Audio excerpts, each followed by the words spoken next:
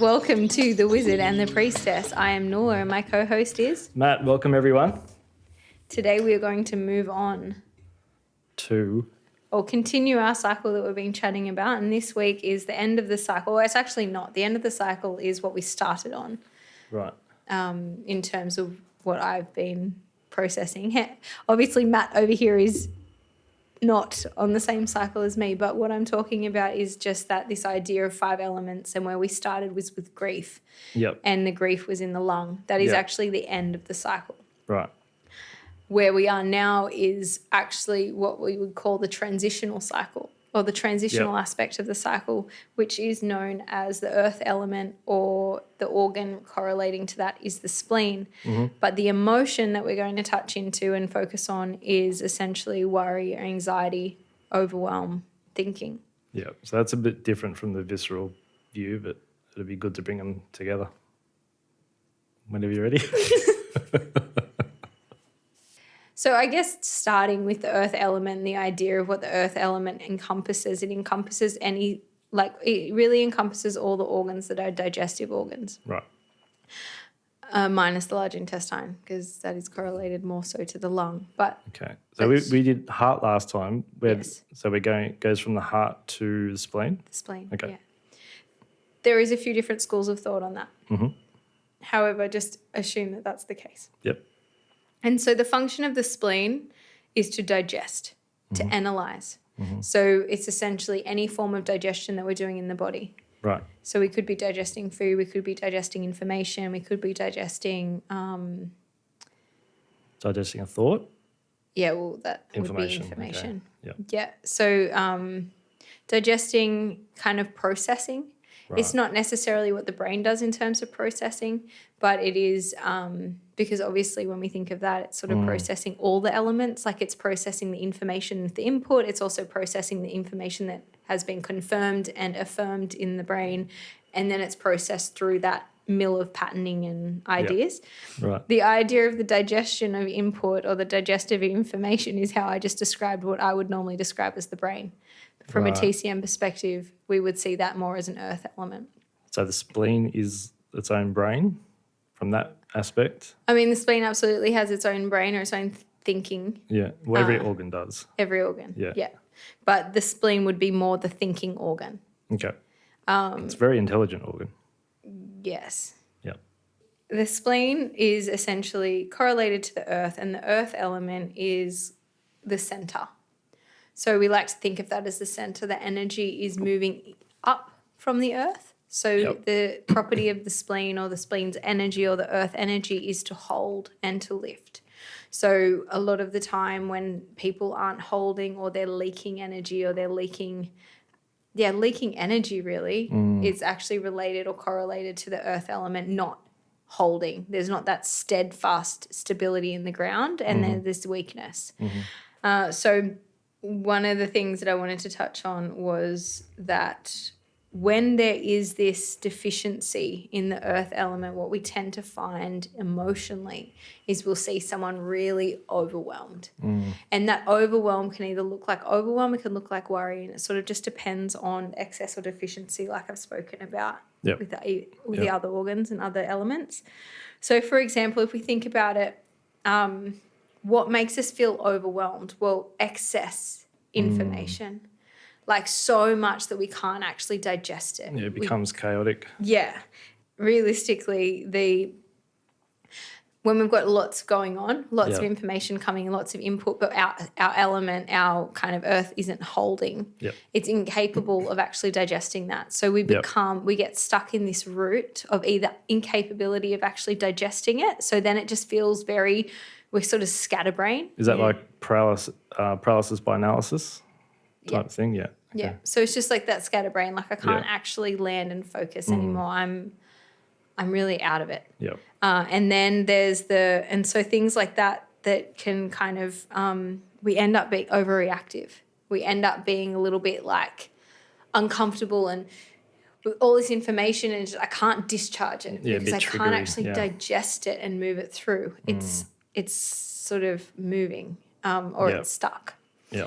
And then that excess aspect could be that we're overthinking. So this actually is one of those things that in our world we really pride people, or we really honor people that think well. Yeah. We love big thinkers. We love Yeah. people that think a lot.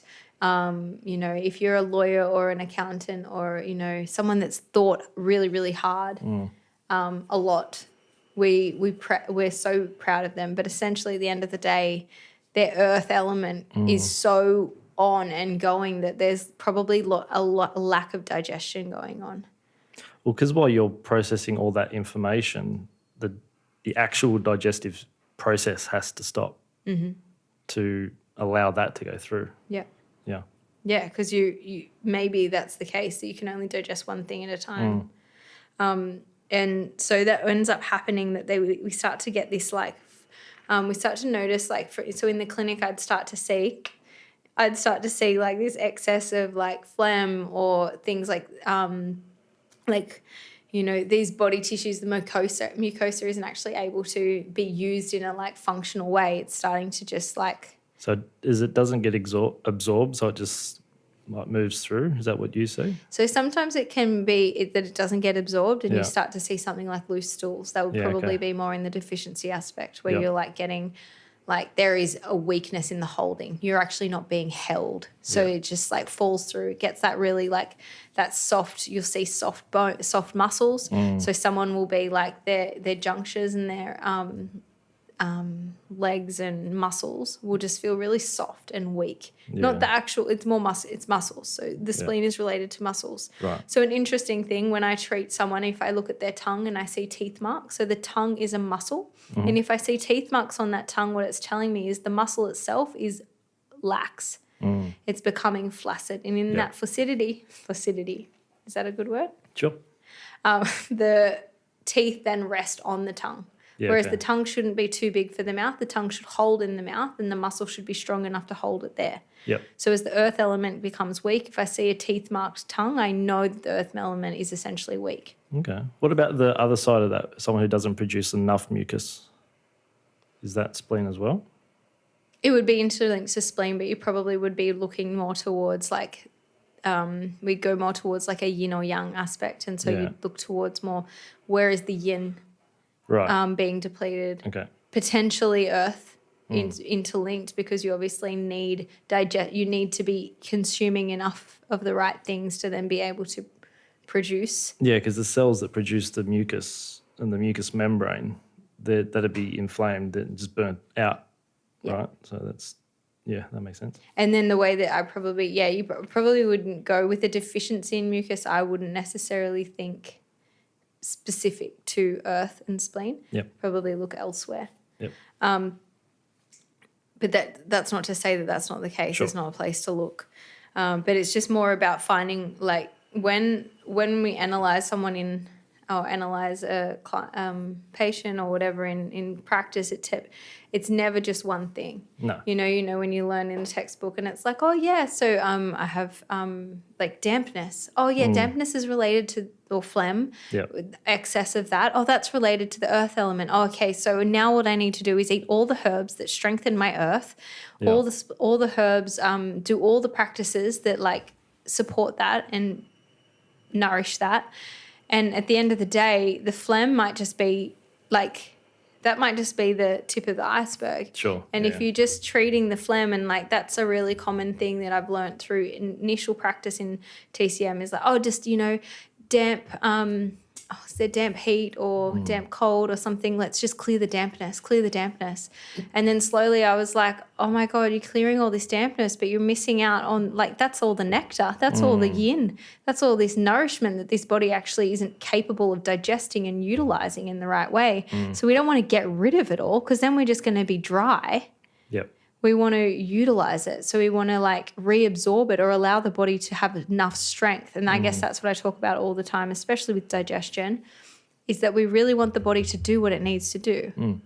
Like by taking things out. It knows what to do as well. It wants to heal. It wants to detox all the time, 24/7. We just have to allow the right conditions.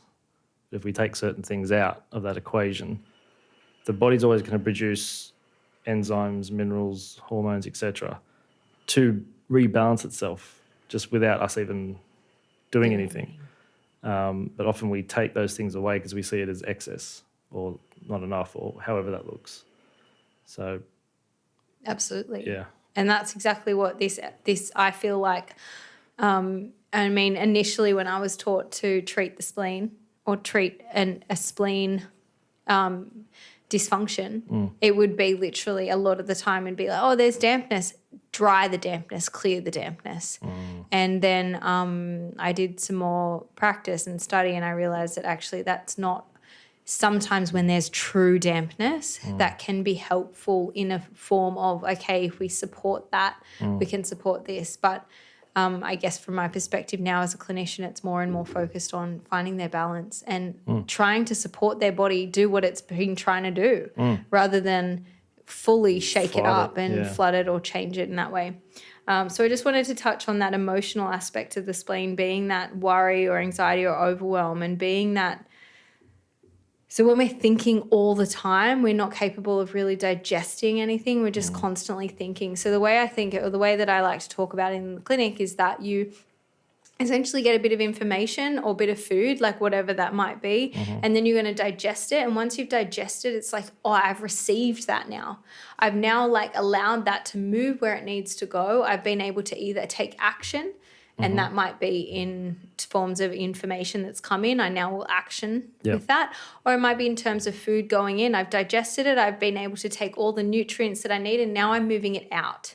I've got the Gucci that comes up and supports my functionality of every like active chi in my body. And then I have the waste product, and that waste product moves down and out. And so that's digested. And then there's either the full digestion would be where it's moved out and we've like excreted it in some form or way, or it could be have been utilized, and then when it comes to a thought, it's just digested and it's been filed away. So we've digested it, we've actioned from it, and we've filed it away. And now it might affirm something for us or change our idea on something. And so that is essentially a good functioning earth element when those things happen. Right. So when we're able to actually digest something and move it away. Whereas when we're stuck in dysfunction, what we will tend to see is someone that is overdoing it thinking. They're thinking about everything. They've put every little piece. And then they're analysing. Analysing constantly, like trying to, and then the difference between a functional and dysfunction, like you can overfunction. Eventually it'll turn to dysfunction, but that would be a lawyer. They're overfunctioning, but they're capable of analysing, digesting, and releasing. That is like, it's wearing them down, or their earth. It's coming down. at a cost. It's coming at a cost potentially, but it is not necessarily that they can't function. But then there's the other aspect where it's not functioning. So when all of a sudden it has gone out of whack and we have got that dysfunction. And so physically we might see things like hormonal problems. We'll see this excess in hormones. There's like just constant, and like all this, like, you know, we might see endometriosis. We might see something like, so that's sort of that excess going. And we would see someone who is thinking, who is analysing, but they might not be able to actually reap the benefit. They're not actually rottening and ripening the fruits and then receiving the nutrients. They're just taking in more and more fruit, and incapable of actually digesting it and moving it through. And then you've got the other side of that, which probably comes more from like the deficiency side, could probably more allocate that to the stomach. And so when that is deficient, and so then we might have a deficiency in the stomach, and we could see something like acid reflux, or we could see something where like a mother isn't capable of producing enough milk because the stomach isn't actually capable of digesting whether that's information or food. Either way, it's like there's this deficiency in that, and then therefore they can't, there's no transition.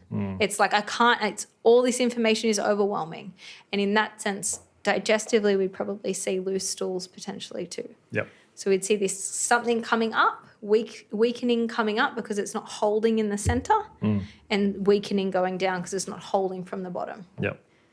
So yeah, if we think about that from, So what organs were involved? Spleen, stomach. spleen and stomach. Yeah. However, really any organ that Any is digestive organ. Okay.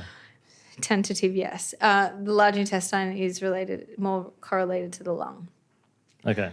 Small intestine? Small intestine is more correlated to the earth, but Yep. it is also more correlated to the heart. Okay. So it's sort of like Yeah. the organs themselves, in the way that you're thinking of the physiological organs, Yeah.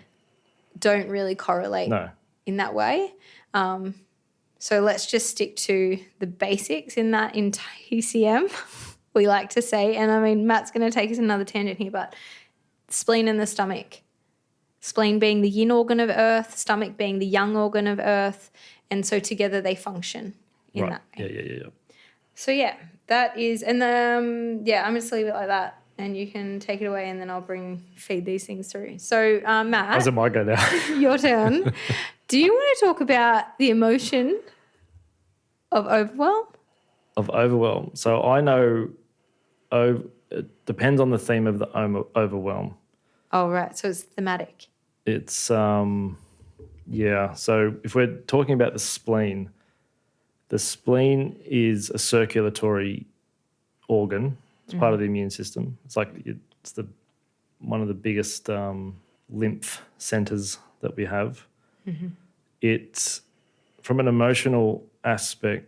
In my practice, it's hard to separate the pancreas and the spleen. It's almost one organ. So the pancreas is it's like the devouring sorrow. Okay. If you've lost someone and you haven't been able to move on from it, that's Held in the pancreas. that's held in the. It's like almost like you've been kicked in the gut. Okay, so you bend forward, and someone who comes in with pancreatitis often presents slightly bending forward because they're hugging that tension. Okay. So that's like a real deep sorrow that you've lost someone, as an example, or something. The spleen correlates to like you've completely lost yourself. So it's same, different type thing. Yeah. And people who present with a side bending posture, they're hugging their left side. Yeah. That's classic of a spleen tension or a spleen issue, either physically or emotionally as well. But that's where we hold our worst of our worst, those organs. Okay. So our deepest sense of self would be in those. A little bit the liver as well, but the liver, as we've spoken about, goes more towards sort of the reactive anger. But our deep sense of self, our self-esteem, the big questions that we ask, home of the third chakra, it's who am I? What's my purpose? What am I doing here? That's mainly in and around the pancreas. And then you've got the surrounding organs. Just anatomically, you've got the stomach turning into the duodenum, which kind of holds the pancreas in a way, the tail of the pancreas, the head of the pancreas, and then you go your small intestine or jejunum, ileum from there. Yeah. So that's the physical kind of digestive journey that food goes on. But it's the emotional journey when we're talking about digesting emotions. The brain doesn't do that first. It gets absorbed into the emotion like an antenna. Into the spleen? It depends on the psychological theme. Type of So if you lost someone really close to you, you're going to feel that, you're going to hold that in the pancreas. Okay. And then it's going to affect every other physiologic function, like producing insulin. It's an exocrine organ, it's an endocrine organ. So all those functions are now diminished to the degree that you are holding on to that emotion. So those two organs are our, I had a client years ago who he couldn't remember his childhood, I think from below 8, which is a symptom of PTSD. And when we did some work together, he was holding it all in his spleen, but he actually came in from a disc issue. Yeah. So any organ that butts up against the rib cage or crosses a vertebrae in the spine has the ability to cut circulation to that vertebrae or that rib, and it also can lock it up or completely make it lax. It usually locks it up, which means then if that certain segment, so the pancreas crosses L2, which is about an inch above from your belly button, if you were to look at it from the front, if it gets locked up, then segments above and below have to move more. So they become unstable, which leaves them prone to other injuries. But it essentially all came from that. That's horrible. That was the seed, yeah. And so when we bring it back to, say, spleen, I know they're interlinked, but you're saying that the big sorrow would be in the pancreas, and then the more deep, dark feelings of self. So that self-worth, if you've got low self-esteem and low self-worth, you would be holding that more into your spleen. Is that how you sort of see that? So I would explain it.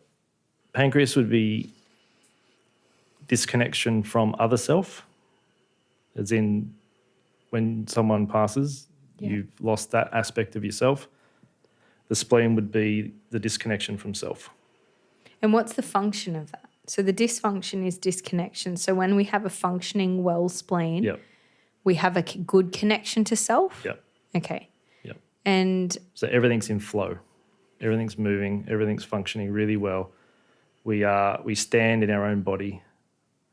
We picture two people, one who has low self-esteem, one who has a lot of self-esteem. Think of how they walk. Yeah.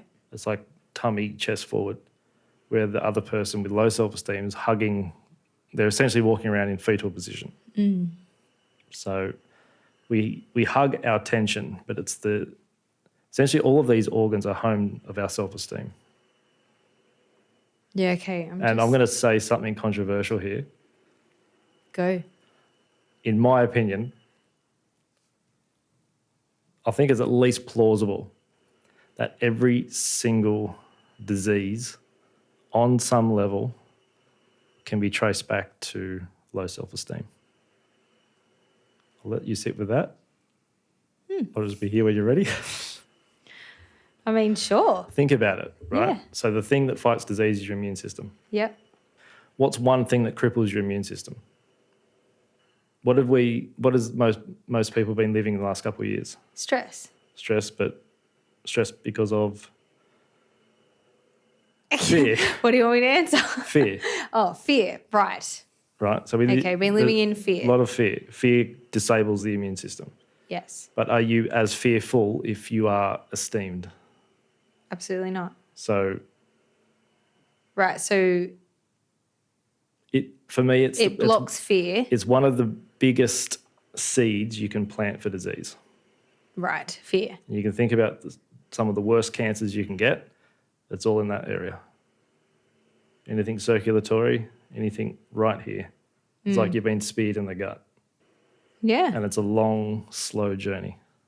To death or to health? Hopefully it's it's relatively quick to health. From disease though? Yeah. Okay. Yeah. Depending what's going on, obviously. Yeah. Most things are correctable. However, with that attached to that there is a certain point of no return. Yes. As well, physiologically. So.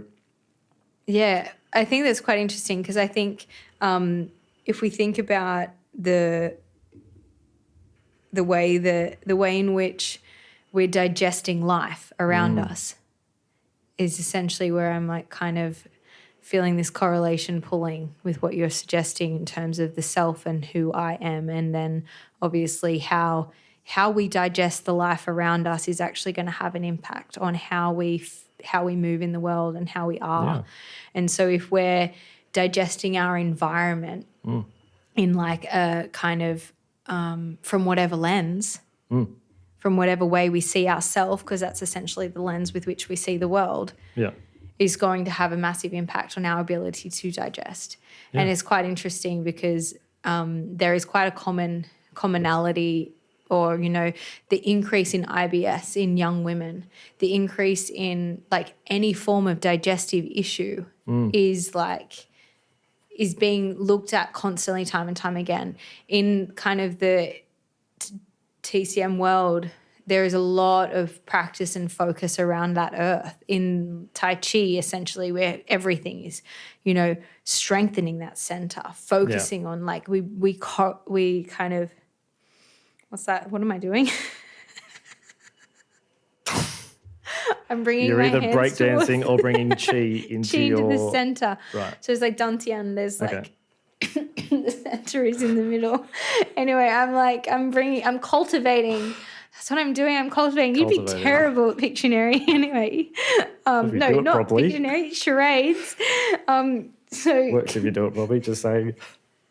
So cultivating energy, right? So that's essentially what we're doing with earth element. We're cultivating energy. And if we're moving and digesting the world with a sense of lack in self, then we're going to be incapable of actually reaping the rewards of that. But also you're deficient and you have to rely on someone else to fill your cup up, which then creates a codependency with you and that person, which doesn't set the best relationship. Some people are into it, not me, but I mean, whatever you're into. Like we constantly remind you, is it's always your choice and it's your health, and whatever you think works for you, well, then it's probably working. Also, you're the one perceiving it. Absolutely. So, yeah. So this is interesting. So we would say, would you say that then, therefore, that the like the spleen is kind of creates the filter of perception? That's a good question. Filter of perception. I'm going to say to that, it's one of the filters of perception. For sure. Yeah. It's kind of bringing in, so every organ in TCM has, or every yin organ or yin or all elements have a spirit related to them. Like they have a what's it called? Like they have a season related to them, a organ related to them, what was that other thing? A body tissue related to them. So if I just reiterate that, the body tissue of the earth element is muscles. Actually, let me stay there. Let me try and remember to come back to this. Would you see that with muscles in terms of spleen-pancreas? Is it like, do you notice like the flaccidity? Yeah, for me, it would show up more as someone who's always either bloated, very susceptible to infection. Okay. But that affecting the musculature, which often shows up as well as swollen lymph nodes. And it's more about people who take ages. They've done a heavy workout and they just can't recover. Yeah, right. And that would make sense. So, yeah. And that's really, well, what I find too is that patients that are training hard and they're not making any gains. And I mean, overload. I'm not a hard trainer, so I feel like. Yep. You shouldn't be sore for more than 2 days. Yeah. After a heavy workout. About like the heaviest workout? Yeah. What about a marathon? No, still. 2 days. That should be your ability to like function. You'd be probably systemically fatigued, but I'm talking about more muscular, like if you're doing squats, right? You're going to feel it in your legs. You can feel it for 2 days. Maybe you can feel it massively dissipated on the third. But if you're sore 4 or 5 days later, there's something going on. Sore. I'm just thinking I did training a little bit recently. Like if you've done squats. Yeah. And say you did squats on Monday. Yeah. Come Friday, the toilet is an effort. Okay. Getting on and off, I mean. Yep. Then there's something. And it could be actually going to the toilet as well. Could be. Still linked. Yes. Okay, so there would be, you would see that as, you would not see that they went too hard? Well, that's the thing though. Could they have gone too hard because their sense of self was like, go harder? Well, it could be that, or they could have just pushed themselves through and they know innately they don't have the resources or the capacity to do it, but, no pain, no gain, right? Ego, ego, ego. Let's lift more and whatever. So what I'm going to do is I'm just going to bring it back to just to kind of reiterate those, like, just for the people at home to understand what the earth element is in relation to TCM and what we correlate it to. So, and you're just adding in the extra pieces, which is cool from your perspective, but it is that the idea that so we have the earth element, we then have a yin organ, which is the spleen. We have the yang organ, which is the stomach. We then have the season, which from a TCM perspective is known as late summer. Yeah. So it comes after the heart being full summer, and then the spleen being late summer. And this is where it's sort of, there are two different schools of thought, and like the traditional classical school of thought is that the earth element is in the middle. Whereas if you've ever learnt TCM from a university, you will have learnt 5 element, and that would go in a circle, and everything slots in a circle, and the earth element will come after the heart, and then it'll move into will come after the fire. So we've got fire and move into to earth, and then it'll move into metal. Yeah. And so that'll how the 5 elements will look. But classically, you're more inclined to see the earth in the center as that transitional, that central piece. And what I learnt with a Sa'am style practitioner, and he taught that essentially the center can also be heaven and earth essentially in the middle together. Yeah. And then there's the elements, water, wood, fire, and metal around the outside of that. Yeah. And so that transition that is occurring through the center is essentially moving from that earth place. That creates that spiral. Yeah. Which makes more sense, but it's also not as like succinct as the 5 elements just moving in a circle, which I quite like the 5 elements moving in a circle because it's just easier. But it's also when you think about the earth being that center, being that self, being that function from that place, it does make sense that we transition from there. So when you were saying it correlates to muscle, is that also other physical tissue like bone, ligament, etc.? No, because every tissue, it's body tissue. So the body tissue is the earth. Right. The body tissue of the earth is the muscle. Okay. The body tissue of the kidney or of the water element is bone. Right. Yep. Body tissue of the liver is ligament. I guess we didn't do that the last ones. But anyway, we might come back to it. If you have questions, feel free to write it on our Instagram. Wow. But I guess that is sort of like, I just wanted to touch on that idea that there is this movement moving through, and then there's the spirit of every organ or the spirit of every element, and the spirit of the spleen or earth element is intention. Sounds familiar. Yeah. Why does that sound familiar for you? Because we've spoken about intentions, haven't we? Not sure what you're talking about. Go. I got nothing to say. Oh, so it comes back to intention. Yes. And So then- the spirit of the earth element is intention. Right. So that is sort of that, when we think about how the spirit of, well, like we talked about, it's not the big spirit piece that we chatted about maybe earlier on in these, like third or fourth episode. Is it being spirited? Well, if we think about it, it's just the way that how would I describe it? But okay, let's just think of it intention. Like it's that kind of energy that moves from that space. Okay. So it's this. It's that projection of energy, Yes. of that desire. So from that earth that place is intention. Yeah. Okay. Because correlating that to the self-esteem thing. If someone has low self-esteem, you would say that person's lost their spirit or losing their spirit. If someone's really has a lot of self-esteem and shows it, even to the point of arrogance and cockiness, you would say that person's very spirited. So for me, the spirit is the animating force that drives all of that. Yeah. And creates that spiral of energy. And then here we are. And then here we are. And I guess in terms of that too, like correlating that even more so to the intention, if you have a deep sense of self and a really strong self-esteem, then your intention is going to move from a really like sound place, a real stable place. My intention here is to do well by myself and those around me. Whereas if you're moving from a low self-esteem place, you're likely to have a pretty skewed intention. It's not going to feel, it's not necessarily going to be fulfilling you and others, and it's not necessarily going to be a fulfillment. Yeah. It's going to come from potentially pleasing or Well, if it's coming from a place of low self-esteem, let's say, it's coming from a place of fear. Where if it's coming from a place of esteem, it's coming from love of self. So I've got a really deep question for you. Okay, see how I go. How does one cultivate self-esteem? Hang out with people that have a lot of it. Yeah. That pick you up, Yeah. make you feel good.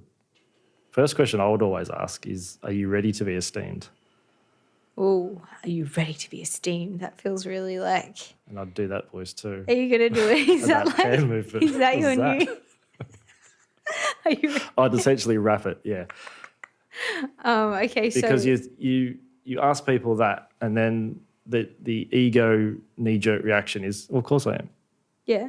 So I say, okay, great. Now all of the rules of your life have to change. Okay. From potentially what you eat, the way people speak to you, the way you speak to them, what you're willing to tolerate, all of that has to change from now. And it's largely unconscious what you're going to accept, because it could just be habitual as well. So you've got to start forming the habit, making it conscious to know, first of all, what you're willing to fight for. Yeah. So if you don't know what your major intention is, or your goal or your dream, you can cultivate things that you're aware of, that you value, and that you're willing to fight for as well. Because that takes esteem to do that. Because right. more often than not, that goes against the grain of society. Yeah. And it can be very isolating. Is that how you feel? Sometimes with you, yeah. I mean, I totally can imagine, right? Because like what this society has created is not what the individual it's not designed for that, for sure. No, it's definitely not designed for high esteem. For like, you know, we tend to shun someone with too high esteem. I was saying this to my students the other day. Funny you bring that up, because isn't it funny if you were to meet someone on the street and say, hi, how you going? How's everything? The standard acceptable response is, yeah, I'm good. How are you? Or something along those lines. Yeah. Very mediocre. Yeah. If you come up, you say to them, oh, how's everything going? And they say to you, I'm awesome. I'm bursting with creativity. I love life. Wouldn't your first reaction be, you're fucking weird? Wanker.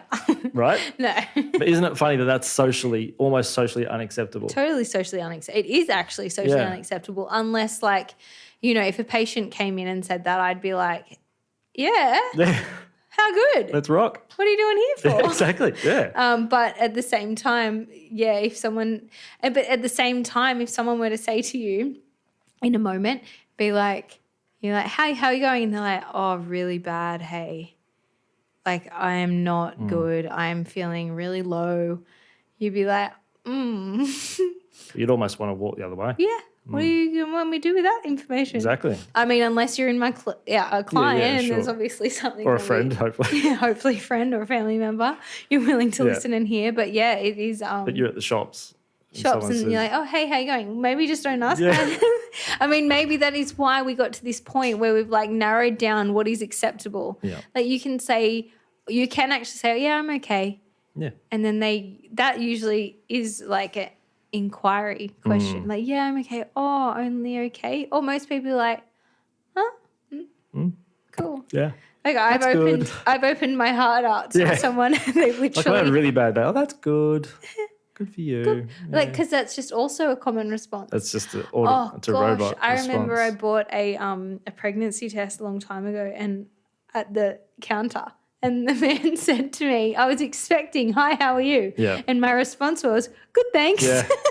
And he didn't say that. He said something else. And I just like responded with, good, thanks. And then I was like, he asked if I wanted a bag. Good, thanks. And then I had to like, I'm like, Yeah. no, I'm fine. Thank you. Yeah. Did you check your spleen that day? I did not check my spleen that day. Rookie. But I probably could have. But yeah, it's like that. Well, in that particular example, the esteem was low. I was awkward and uncomfortable to buy this product. Sure. And so then I was moving from a place of like, get me out of here. Yeah. Like, this is awkward. So it happens in many, many different situations. Yeah. And I guess that's the thing too, when it comes to dysfunction of organ and dysfunction of anything, like there will be moments in time where you're going to feel overwhelmed. There will be moments in time where you're going to feel these things, and those feelings are important to feel. You have to actually feel, like, to feel the human experience. We want to feel feelings, but it's our ability to become aware of them, I think, and then allow them to move through us. But it becomes dysfunction and disease when we are stuck there. I think, it's essential to give yourself permission to allow yourself to feel what you need to feel. And if you get stuck in the trap of that, then you're falling into the victim or the martyr archetype. That's when it becomes dysfunctional, as you said. So it's, how many people do you know that don't allow themselves to feel good? Yeah, there's many. Yeah. So it's a cultural thing. Definitely. But the seeds are set up very, very early. Oh, yeah. Very early. And we might segue and dive into that next time. Start to open up this idea. It's a massive subject, but I think we've done all right today. Yeah. I think that, just being really conscious that feelings are feelings, especially big feelings, but being really conscious of when you need to catch them and reduce the story that you're creating around it. And also, they're not rational feelings. They don't get, if you get an emotional reaction, that's not processed in the brain till after the organ's done with it. So it's not a cognitive process. It's a physiological subconscious thing that's happening. And I think, well, going back to the spleen and pancreas. Oh, yes. It's really our home. From my viewpoint, psychologically, it's our home within our home because it's our sense of self of who we are. And in the chakra system, it's ages 14 to 21 that comes online. And that's when those lessons start to appear. So you'll get challenged at who you are. You'll get challenged at what your purpose is. Isn't it funny when you leave school at, is it 18? About 18. 18-ish. And you don't know what you're going to do as a job, or if you want to go to uni or whatever, it starts to stress you out because it's wired into us. So that's the highest animal chakra that we have before going up into the fourth center. But I don't know where I was going with that. Yeah, that's all right. Cool. But I'm glad I could share it. I'm glad you did too. You're welcome, everyone. On that note, we will move from our animal chakra center and we will move up and out. We will transcend. Transcend into the glory of the priestess and the wizard. Yes. Thank you for listening, everyone, and we will be back next time. Bye-bye. Peace.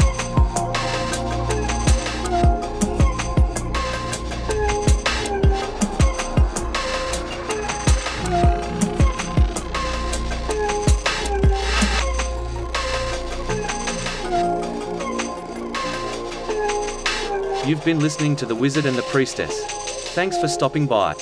Stay connected and be open.